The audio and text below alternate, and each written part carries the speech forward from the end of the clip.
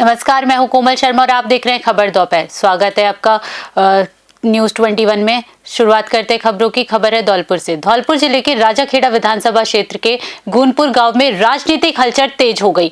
रविवार को ठाकुर समाज के दर्जनों सक्रिय कांग्रेस कार्यकर्ताओं ने स्थानीय विधायक की नीतियों के प्रति असंतोष जताते हुए भाजपा की नेत्री निर्जा अशोक शर्मा के नेतृत्व में भाजपा की सदस्यता ग्रहण की। भाजपा नेत्री निर्जा अशोक शर्मा का ग्रामीणों ने माला पहनाकर भव्य स्वागत किया। इस दौरान उन्होंने कहा कि भाजपा केवल एक पार्टी नहीं बल्कि एक परिवार है। उन्होंने आरोप लगाया कि राजाखेड़ा में एक परिवार की दमनकारी नीतियों से जनता त्रस्त है, जिसके चलते लोग अब भाजपा की जन कल्याणकारी नीतियों और भजनलाल सरकार के सुशासन पर भरोसा जता रहे हैं। धौलपुर से संजय कसाना की रिपोर्ट। मकर संक्रांति बीतने के बाद भी कोटा में खूनी चाइनीज मांझे का आतंक थमने का नाम नहीं ले रहा। ताजा मामला बोरखेड़ा पुलिया पर सामने आया, जहां सवाई माधोपुर से रीट परीक्षा देने आई एक छात्रा जया चौधरी इस जानलेवा मांझे की चपेट में आकर गंभीर रूप से घायल हो गई। शहर में चाइनीज मांझा पहले भी जानलेवा साबित हो चुका है। 14 जनवरी को इसकी चपेट में आने से एक 5 वर्षीय मासूम की जान चली गई थी। इसके बावजूद प्रशासन और नगर निगम की नींद नहीं खुली। ग्रामीण और राहगीरों का आरोप है कि नगर निगम ने अब तक पेड़ों और बिजली के खंभों पर लटके हुए खतरनाक मांझों को हटाने की जहमत नहीं उठाई, जिससे हर दिन दोपहिया वाहन चालकों की जान जोखिम में बनी हुई है। कोटा से कामिंदु जोशी की रिपोर्ट।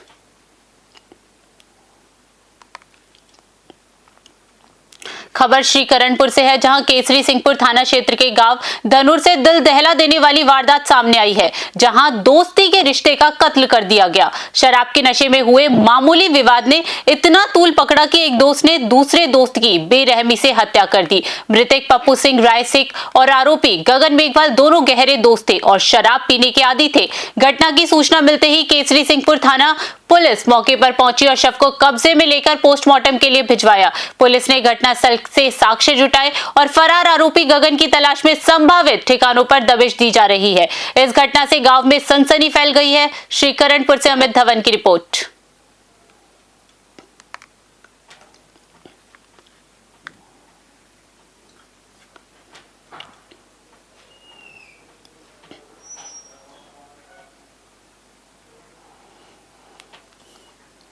शिक्षा नगरी कोटा में एक बार फिर तनाव के चलते आत्मघाती कदम उठाने का मामला सामने आया है। गुमानपुरा थाना क्षेत्र के किशोर सागर तालाब में 10वीं की एक छात्रा ने छलांग लगाकर जान देने की कोशिश की। गनीमत रही कि मौके पर मौजूद लोगों ने तत्परता दिखाई और छात्रा को सुरक्षित बाहर निकाल लिया। पुलिस को तलाशी के दौरान छात्रा के पास से एक सुसाइड नोट भी मिला, जिसमें उसने भावनात्मक बातें लिखते हुए अपने माता पिता से माफी मांगी है।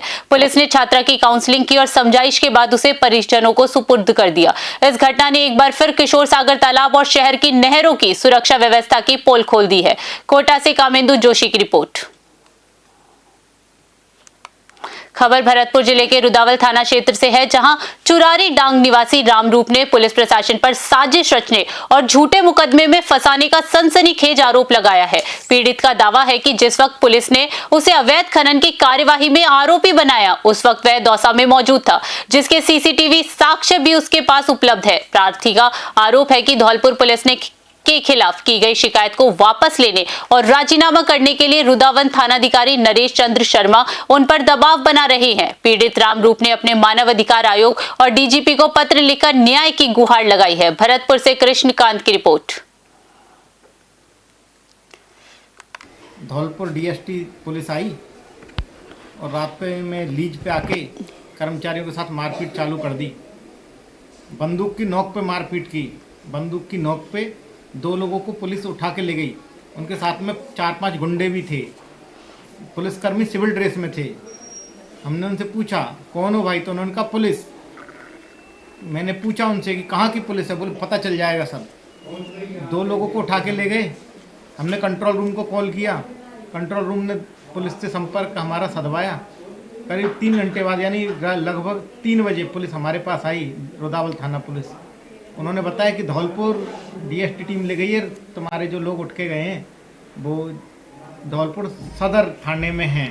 सर ये 24/11/2025 की समस्या घटना है, जो रात में मेरे पास महेश मीणा सदर थाना धौलपुर से और उनके साथ में कुछ भी प्राइवेट आदमी आते हैं जो पहले डकैत थे। और उन्होंने मेरे मजदूरों की मारपीट की और दो आदमियों को गिरफ्तार किया, जिनमें से एक का नाम धारा सिंह है और एक कालू राम, जो दोनों ड्राइवर थे, और उनको धौलपुर सदर थाना से मैं छुड़ा के ले गया। फिर उसके बाद रुदावल थाना एसएचओ ने कहा कि तुम राजीनामा कर लो इसमें। मैंने राजीनामा नहीं किया और मैं यहाँ कोर्ट में दावा किया और राजीनामा का दावा बनाने के लिए मुझ पर 20 लाख रुपए की मांग की और मैंने नहीं माना, तो उन्होंने मेरे साथ 9/1/2026 को जिसमें मारपीट की घटना का उन्होंने अंजाम दिया और मैंने सभी के लिए अवगत कराया। खबर रायसिंह नगर से है, जहां घने कोहरे और कम दृश्यता के कारण मंगलवार सुबह दो अलग अलग सड़क हादसे सामने आए। कोहरे की सफेद चादर के कारण वाहन चालकों को रास्ता दिखाई नहीं दिया, जिससे एक निजी बस पलट गई और दो गाड़ियां आपस में टकरा गई। पहला हादसा बलेवाला के पास हुआ, जहां सवारियों से भरी एक निजी बस अनियंत्रित होकर पलट गई। इस हादसे में बस में सवार 3 से 4 लोग घायल हुए। बस मालिकों ने तुरंत मौके पर पहुंचकर सभी घायलों को निजी अस्पताल में भर्ती कराया, जहां उनका इलाज जारी है। वहीं दूसरा हादसा भूमपुरा के पास हुआ, जहां घने कोहरे की वजह से 2 क्रूजर गाड़ियां आमने सामने से आपस में भिड़ गई। सड़क हादसों की सूचना मिलते ही समेजा पुलिस मौके पर पहुंची। पुलिस ने घटनास्थल का मुआवना किया और क्षतिग्रस्त वाहनों को रास्ते में हटवाकर यातायात सुचारू करवाया। रायसिंह नगर से राजू शर्मा की रिपोर्ट।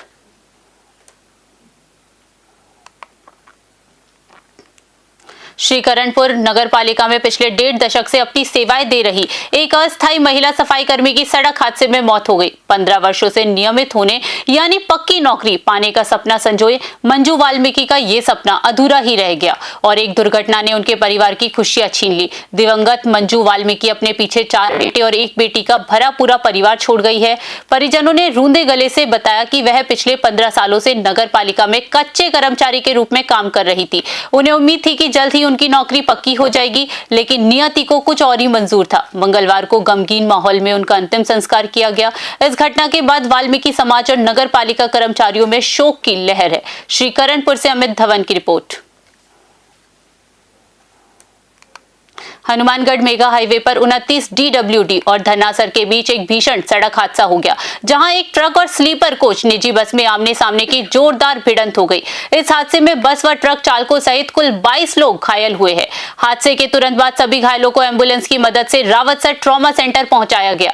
अस्पताल में प्राथमिक उपचार के बाद 7 गंभीर घायलों की नाजुक स्थिति को देखते हुए उन्हें उच्च चिकित्सा केंद्रों के लिए रेफर कर दिया गया है। सूचना मिलते ही पूर्व विधायक धर्मेंद्र मोची ने ट्रॉमा सेंटर पहुंचकर घायलों की कुशल क्षेम जानी और बेहतर उपचार के निर्देश दिए। पुलिस टीम ने मौके पर पहुंचकर क्षतिग्रस्त वाहनों को सड़क से हटवाया और हाईवे पर लगे लंबे जाम को खुलवाकर यातायात सुचारू करवाया। हनुमानगढ़ से विनोद चौधरी की रिपोर्ट।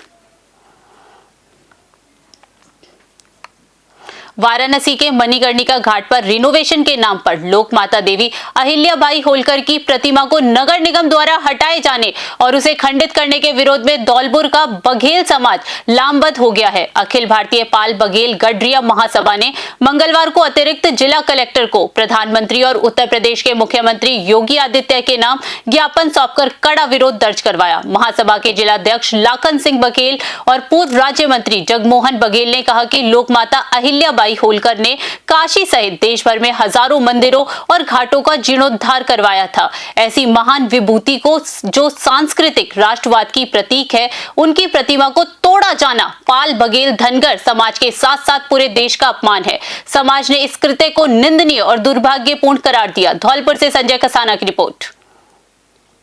कुलदेवी महारानी अहिल्याबाई होलकर, जिन्होंने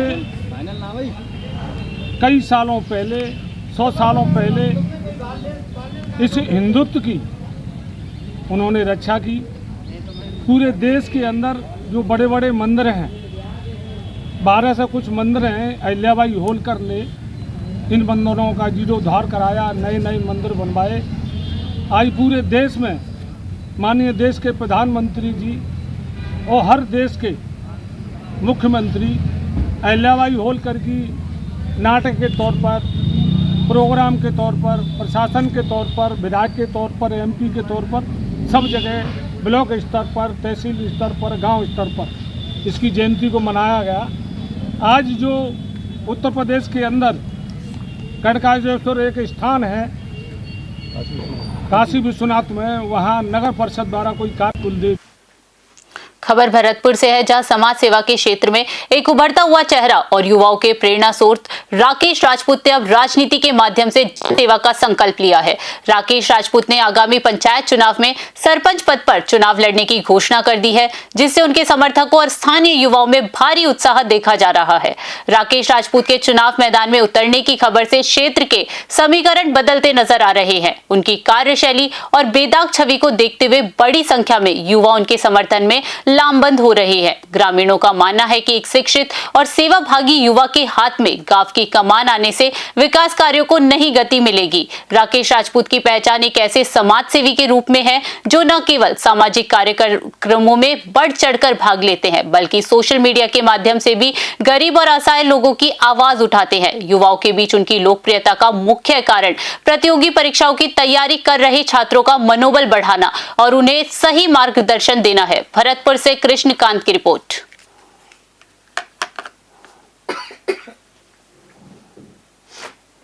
खबर दोपहर में फिलहाल के लिए इतना ही। देश दुनिया की बड़ी खबरों के लिए बने रहिए News 21 पे। नमस्कार।